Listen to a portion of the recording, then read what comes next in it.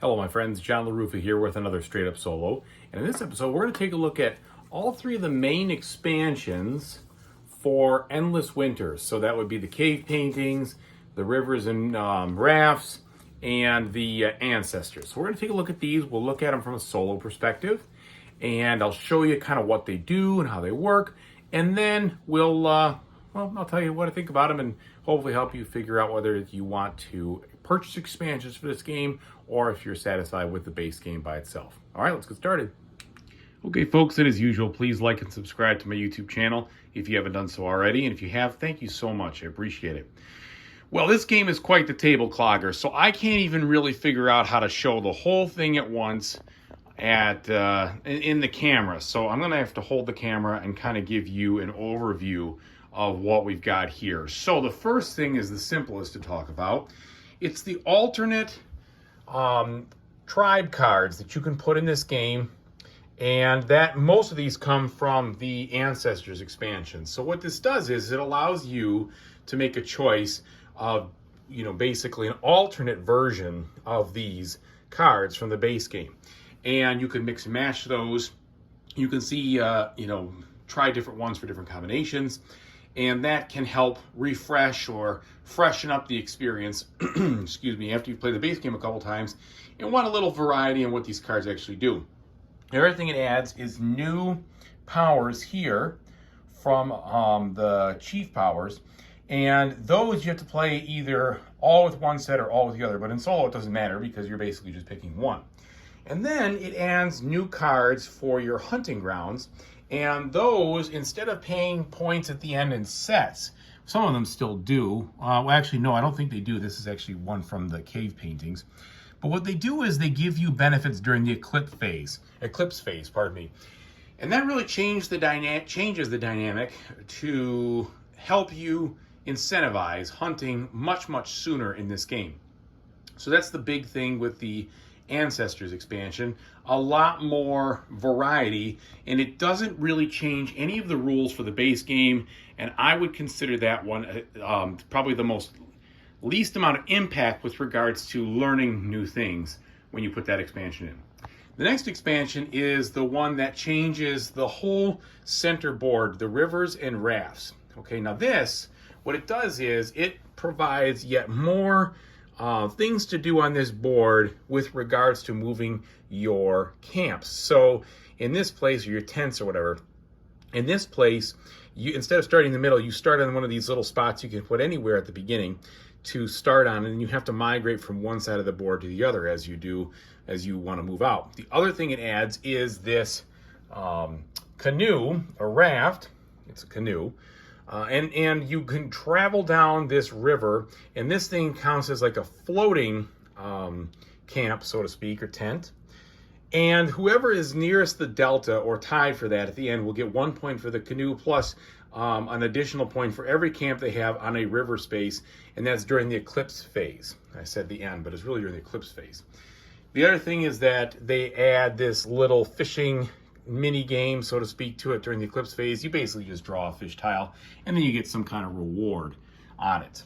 Okay, then it adds these landmarks which you can put in, and these big landmarks will do something specific if you have the majority of camps on them. So for instance, I'm playing with this tree, this cliff, and this special rock. And the tree says you get 2 points at the end of each eclipse round if you have one of your main villages on one of the river spaces here. So you look closely, that's the river space. This one says 1 point for every tent that you have in the center spaces, and this is 1 point for every tent that you have in the outer spaces. And there's 2 more that you can mix in there, so you can play with a maximum of 3, but there's 5 in total. And then with this expansion, you also will get 1 more of these, and I can't remember which one it actually goes in. I think it might be in this one. It's a warrior, and it helps you do some more traveling. I think it's traveling. I can't remember exactly, but I'm not playing with it because I actually put out the ones for the Ancestors expansion. So what that effectively does for the game is that it changes up and makes more interesting the placement of what's going on with regards to these camps. So it adds a little more decision space there versus just kind of exploding and building your towns. And now you have some other things to go for, and there's more strategic elements of where you put this, and then how much time do you spend moving your canoe, because you can actually move the canoe all the way down in one move, and then you've got to go back. It costs one move to go back, so you kind of get deeper in there if you want.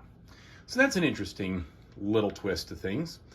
And that adds, I would say, just a couple of nuances and rules of, additional things. And the way the solo player interacts is that they use the board like they did in the original with these cards, and everything else is the same. But when they take the canoe action, they will go ahead and they will just move it one space, okay? Instead of going all the way down. They do get bonus points for that. They do fish, and that's how they interact there. Then the final one of these expansions is the cave painting, which adds a completely new mechanic to the game with this card right here. So this card right here, basically if you take this action and you cover this bottom space so that nobody gets any benefit. I just did that with the cards to remind myself in the solo game. But basically what you're doing is you're going there, and then you can spend resources and work. Now, if you get torches like I do, you can have a discount on the work value, the effort, or whatever you want to say. But you are basically spending these to fill in dots and then also connect lines. When you surround things, if you surround things in the legs, those will pay out every eclipse round. And if you surround one of these big chunks up here, you'll get all those bonuses immediately. And at the end of the game, your longest exterior line that goes along the dashes, you'll get 1 point for each of those just for the exterior. So it's a way to score more.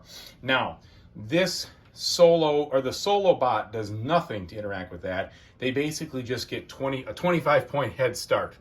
That one also gives you these cards, the painter cards, which you must play with. And so that's going to replace your shaman and your healer from the ancestor deck if you're using that. So if you're going to play with this, you have to have this.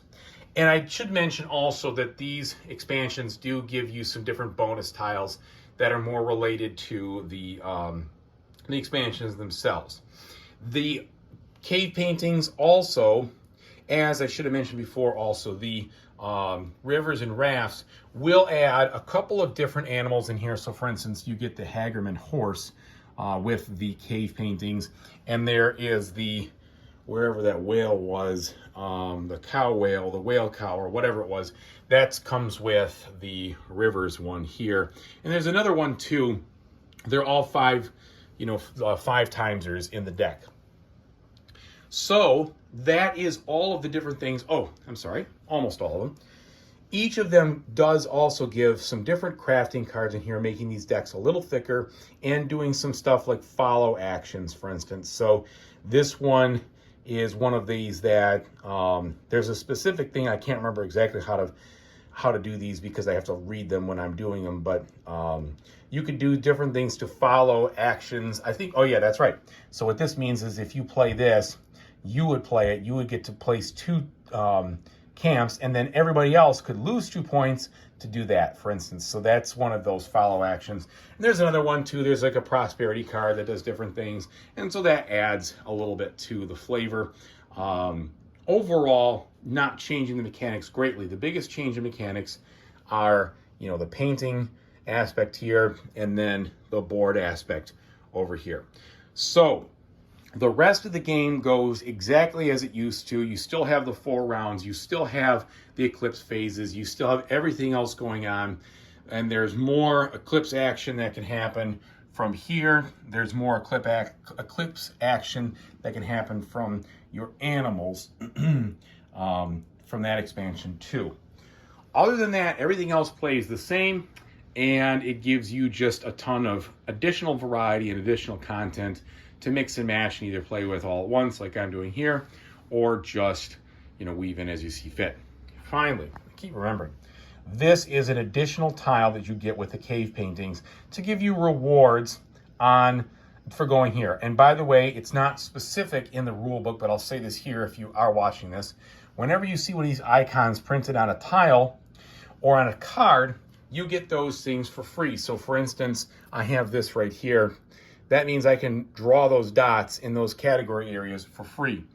If you take it through the action up here, you have to pay the cost over here in resources and food, etc. So that was something I had to look up. Otherwise, it's very expensive to do all that over the time, and you kind of spend a lot of your hard-earned resources. All right, so let me go take you back up to the top, and I'll tell you what I think about it. So there you have it. There is an overview of the 3 main expansions. I know there's other minor ones and other things that I don't have and probably won't be purchasing just because I think I have plenty of content for this. But those are 3 of the big ones. Now, let me give you my thoughts on the solo aspect of everything. First of all, let's talk about the ancestors. I think the ancestors would be considered, if you really like the base game, one of the few essential expansions. I'd say was essential. Okay, I don't usually use that word a lot because expansions shouldn't be essential. However, the ability to mix and match your animal cards and mix and match your tribesman cards, I think, provides a great deal of variety that I think you would need if you play this game a lot solo. Because let's face it, the crafting cards, which is the main source of variety in the main game, without any expansions, etc., only gets you so far. Those are small things, but that doesn't really change the major strategy. But with these other types of cards from the tradesmen, the villagers, or whatever they're called, tribesmen, pardon me, they change things a lot more when you mix and match those in, and that can provide some really nice variety. And it also really does very little for the complexity of the game. It will lengthen the setup, which is already kind of a long game to set up for sure, but it doesn't change anything with the solo. The solo plays exactly like it did before, and I think there's a lot of value because I think the MSRP on that is only $20, and I think it's a good $20 well spent for the amount of variety you get. So I think that one's a clear plus. Now, next one, let's go with the Rivers and Rafts. So the Rivers and Rafts does exactly the same feel, as in my opinion, to the board itself, changing up the mechanics and making them much more interesting. Not that they were bad in the base game, because you did have that little puzzle of where you're going to go and how you're going to do things in the monolith, etc., etc. But I think this one just makes it even more fun because you have much more variety. You mix in the landmarks, there's more going on there. The ability, how you have to expand from one side to the other, and how you make those choices in the beginning and you set up, that's different. And then the canoe aspect of floating down the river with the kind of the idea, like I could really milk that for a lot of points. If I can get a couple of camps up there, I could keep winning that and get 4 or 5 points around. That might be 20 points. That might be worth a lot. Maybe more so than trying to build the villages, which was the obvious choice. I shouldn't say obvious, but I think it was the obvious choice in the base game. Is you want to try build those villages just to keep that that board presence going. Here you have an alternative, so I think that is really cool. The solo kind of integrates with that just fine, and again, the rules are really not very long. There's literally, as I'm looking at it, 1, 2, 3, 4 pages of rules, so it's not very hard. Some of that is just explanatory on the actual, like the sea cows and stuff. I think that one's also, it was a $20-ish expansion if I remember correctly, so there's a lot of content and variety you get with that, and I think that's also good. Is it essential? No, because it does add more to a game that you may or may not need more, but it is another mechanic if you kind of like that sort of thing and you want to fuss around a little more with the board. So the final one is the cave painting expansions. So the cave painting, I think, is the most interesting of the expansions, but it's interesting because there are different board setups that you can use. So this one is one of them, but then you flip it around, you have a bear on the other side. And so there's a bunch of different ones. There's a singular side. I think all of them are this side, but then you can switch these around to get different options there. And I think that is a lot of fun. I think it provides a tough choice because what it does is it actually extends the decision space to another spot, which I think is important in this game for those who are feeling like I can just do everything of everything. Well, with this, now I have to think about how I'm going to do that, and that's going to effectively spread out what I would want to focus on, so I can't necessarily max everything out. And I do think that in some cases in this game, especially at least with the idols, you can kind of feel like you're maxing some things out. Okay, so this dilutes a little bit of that because now you have to focus in some of this, and yeah, you get rewards, etc. But it spreads it out a little bit more to help provide some, I guess, some breadth in the game, some breadth. And the one downside is the solo doesn't interact with it, but that's actually a positive in my mind. There's already enough things going on, and I wouldn't want to have to figure out where the soul's going to draw this and that. They just get 25 points. So what that means is you better find a way to get 25 points out of this side of the game. Otherwise, they have a big lead on you. And so I think that's kind of cool too. And I like to play on the difficult level of this, or the advanced level, I should say, so the AI gives me a real challenge, and I think that's a lot of fun. I enjoy that. So overall, I think these, and I think that one might be on $30, I think that the expansions, the fact that they put them into different boxes was a wise choice, and that they kept the price point down was also very nice. Because instead of spending essentially, another $60 or $70 on all these things and you get it all, and it's too overwhelming, which it could be, to put all this in, they broke it up, and I think that was very wise. And also it's kind of all available because they kickstarted it and they globbed it on, etc. And I bought that all retail, so I know how it happened, but I'm glad they didn't also like stretch it out, because some of these things you could say, I want to get the base game and these two, and then that's it, but that's really provides the type of game I want, or I'm fine with the base game too, and I don't need any of them, whatever. Ultimately speaking, I think there's some really wise choices here that they made, and I really enjoyed the additional content the expansion adds. It flushes the game out to me. The only one I would say that would be essential for multiple solo plays is the Ancestors, and for $20 extra for what you get variety-wise, there's a lot of fun there. I'm okay with it. And I think the other ones are just fun mechanics, and they make me scratch my head and try to think, okay, what I'm going to do and how I'm going to do it. And this is one of those games where the variety, in my mind, has to come from a lot of different things, because, you're only taking 12 actions in the game, so you're not going to... You've got to have things that make it for a little more difficult choice than to do something like I get into a rhythm and I always do this, and then that's how I go with it. So I do like that it gives me more space to explore. Ultimately speaking, from a solo standpoint, they're all good. There's no bad choice here. It would just be depending on what you want to do. And if you don't like the base game, I would say if you didn't like it because you felt that there wasn't enough content, these will solve that. If you didn't like it because you thought the base game was kind of nothing brand new, it was just a bunch of existing concepts that were put together, this isn't going to help because it's adding more to those existing concepts. So there's nothing really novel that these expansions unlock. But that's okay for me. It may or may not be okay for you. That's for you to decide. So anyway, thank you so much for watching. I really appreciate it. And whatever you decide to play in the future, hope you have a fantastic time doing it. Take it easy, everybody.